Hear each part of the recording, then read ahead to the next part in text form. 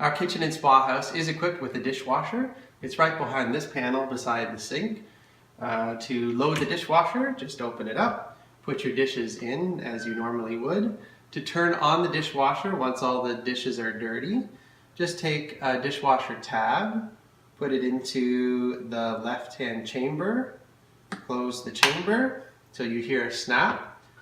Then to turn on the dishwasher, come to the top panel here, press the power button first to get the 1 to light up. Then we want you to press the P button until you get to number 4, which is just a general wash.